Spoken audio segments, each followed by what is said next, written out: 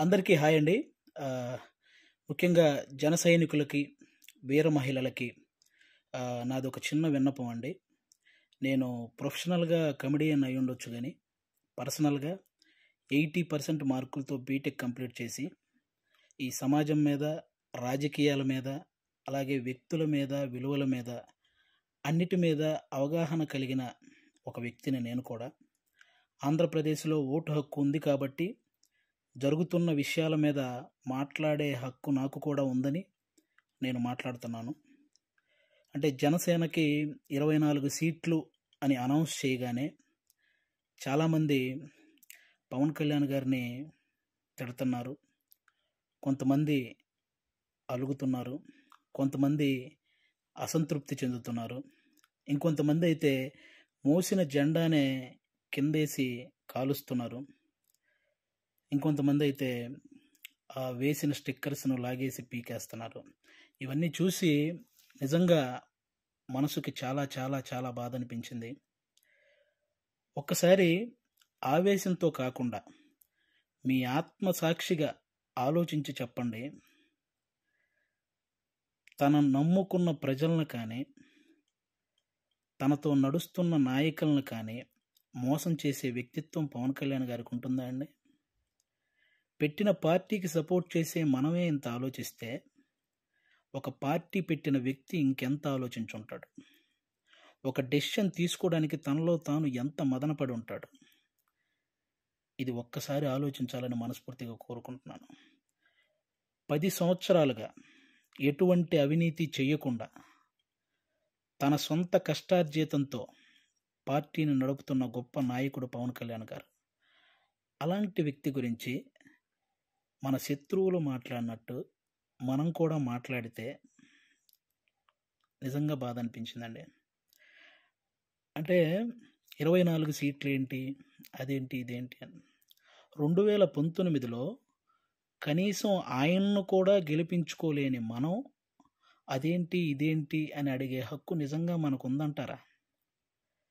అరే, చిన్న పరీక్ష ఫెయిల్ అయితేనే ఇంట్లో నుంచి ఒక 10 రోజులు బయటికి రాము.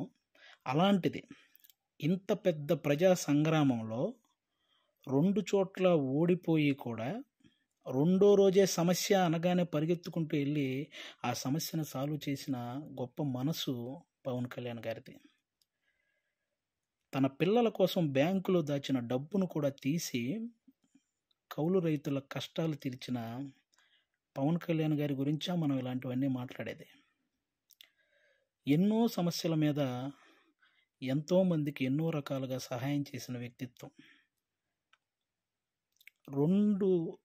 రోజుకు 2 కోట్లు తీసుకునే ఒక స్టార్ హీరో సంపాదించిందంతా సహాయ కార్యక్రమాలకే పెట్టేసి ఆల్మోస్ట్ అప్పు చేసి మరీ ఒక పార్టీని నడుపుతున్నాడని మీలో ఎంతమందికి తెలుసు? అలాంటి పవన్ కళ్యాణ్ గారి గురించి మనం ఎలా పడితే అలా మాట్లాడేస్తున్నాం. దేశంలో ఇన్ని రాజకీయ పార్టీలు ఉన్నాయి, ఇంతమంది రాజకీయ నాయకులు ఉన్నారు.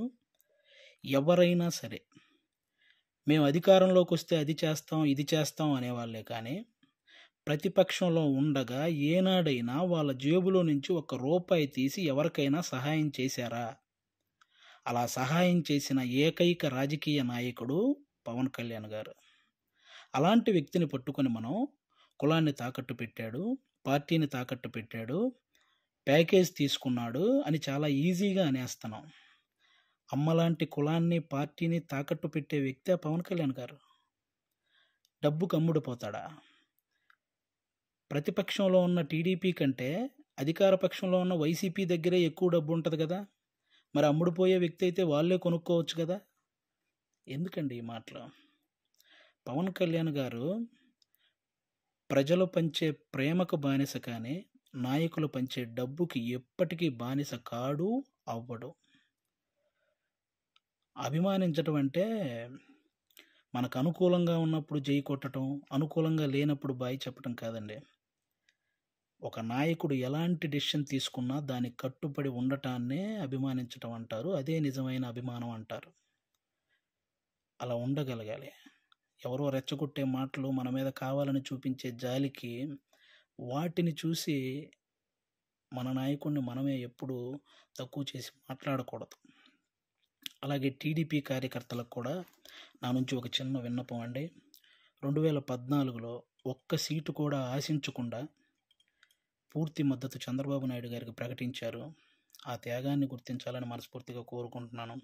అలాగే 2023లో 14 సంవత్సరాలు ముఖ్యమంత్రిగా చేసిన ఒక వ్యక్తిని, పేద కుటుంబాల్లో ఎంతోమంది పేద విద్యార్థులు వాళ్ళు ఐటీ జాబ్ చేయొచ్చు, అమెరికాలోకి వెళ్ళి సెటిల్ అవ్వచ్చు అని ఈ ఐటీని తెలుగు రాష్ట్రాల్లో ప్రతి ఒక్కరికి పరిచయం చేసినటువంటి చంద్రబాబు నాయుడు గారు లాంటి వ్యక్తి, ఒక 70 ఏళ్ల పైబడిన వ్యక్తిని జైల్లో పెడితే నిజంగా చాలామందికి బాధ అనిపించింది. అలాగే పవన్ కళ్యాణ్ గారు అక్కడికి వెళ్ళి కలవడం జరిగింది. పొత్తు అనేది పెద్ద సభలు పెట్టి ఆడంబరంగా చేసుకోవచ్చు, కానీ అలాంటి ఆడంబరాలు కోరుకోలేదు. అక్కడ కష్టాన్ని చూశాడు. ఆ జైలు ముందుకొచ్చి అక్కడే పొత్తును ప్రకటించాడు. ప్రకటించిన వెంటనే జన సైనికులందరికీ ఏం చూసించాడో తెలుసా? అవసరంలో మనం ఆదుకున్నాం కాబట్టి అనవసరంగా టీడీపీని ఎవరైనా తక్కువగా మాట్లాడడం కానీ, తప్పుగా మాట్లాడడం కానీ చేయొద్దని జన సైనికులందరికీ సూచించారు. ఒక సభలో మనం మాట్లాడేటప్పుడు జనసేన, టీడీపీ అని సంబోధిద్దాం, వాళ్ళు మాట్లాడేటప్పుడు టీడీపీ, జనసేన అని సంబోధిస్తారు అని కూడా చెప్పి కార్యకర్తల్లో ఒక ఉత్సాహాన్ని నింపారనమాట. అంటే ఒక పొత్తు ధర్మాన్ని ఇంతకంటే నిజాయితీగా పాటించే వ్యక్తి ఎవరైనా ఉంటారా? ఎక్కువ సీట్లు తీసుకొని ఇన్నే గెలిచాడా అనిపించుకోవటం కంటే, తక్కువ సీట్లు తీసుకొని అన్నీ గెలిచాడు అనిపించుకోవటం కరెక్ట్ అని భావించి 24 సీట్లకే పరిమితం అయ్యారు. కాబట్టి టీడీపీ కార్యకర్తలందరికీ రేపొద్దున ఆ 24 చోట్ల టీడీపీ కార్యకర్తల ఓటు ట్రాన్స్ఫర్ ఖచ్చితంగా జనసేనకు జరగాలి. ఆయన త్యాగాన్ని రుణం తీర్చుకోవాల్సిన సమయం వచ్చిందని నేను అనుకుంటున్నాను.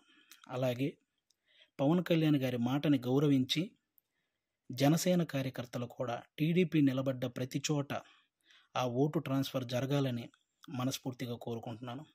చాలామందికి ఈ 24 సీట్లు ఏంటి, అదేంటి అని అసంతృప్తిగా ఉన్న వాళ్ళకి ఒక చిన్న ఎగ్జాంపుల్ చెప్తాను. మహేంద్ర సింగ్ ధోని క్రికెటర్ మీ అందరికీ తెలుసు. ఆయన వచ్చిన కొత్తలో స్టార్టింగ్లో డకౌట్ అయ్యాడు. ఆ తర్వాత మంచి మంచి షాట్లు కొట్టి ఒక 24 పరుగులు చేశాడు. ఇతనిలో గేమ్ ఉంది అని అందరికీ తెలిసేలా చేశాడు. ఆ తర్వాత గేమ్ చేంజర్ అయ్యాడు. ఆ తర్వాత గేమ్ విన్నర్ అయ్యాడు. ఫైనల్గా క్రికెట్నే శాసించాడు. మన నాయకుడు కూడా అంతే. స్టార్టింగ్లో 2 చోట్ల ఓడిపోయి ఉండొచ్చు. ఇప్పుడు 24 సీట్లతో అసెంబ్లీలోకి 21 సీట్లతో అసెంబ్లీలోకి వెళ్ళొచ్చు, 3 పార్లమెంట్ సీట్లు గెలవచ్చు. రాజకీయం బాగా తెలిసినవాడు అని అందరూ అనుకోవచ్చు. ముందు ముందు ఆయనే గేమ్ చేంజర్ అవ్వచ్చు, ఆయనే గేమ్ విన్నర్ అవ్వచ్చు. మీరు చూస్తుండగానే ఈ రాజకీయాల్ని శాసించవచ్చు.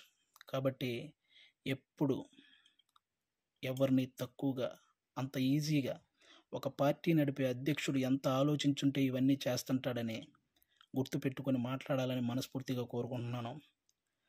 ఆయన నిలబడ్డ 24 సీట్లు గెలిపించి ఒక మంచి పొజిషన్లో ఉంచండి. మన మనసులో ఉన్న పొజిషన్కి ఆయనే చేరుకుంటారు. థ్యాంక్ యూ అందరికీ. అంటే 10 సంవత్సరాల నుంచి పార్టీ నడుపుతున్న ఒక వ్యక్తికి 10 సీట్లు తగ్గగానే ఎలా పడితే అలా మాట్లాడుతుంటే 2 డేస్ నుంచి ఏం చేయాలో అర్థం కాక ఒకసారి నేను మాట్లాడాలనిపించి మాట్లాడాను. తప్పు మాట్లాడుంటే క్షమించండి, కరెక్ట్ మాట్లాడుంటే కన్విన్స్ అవ్వండి. Thank you. జై హింద్, జై జనసేన. Thank you.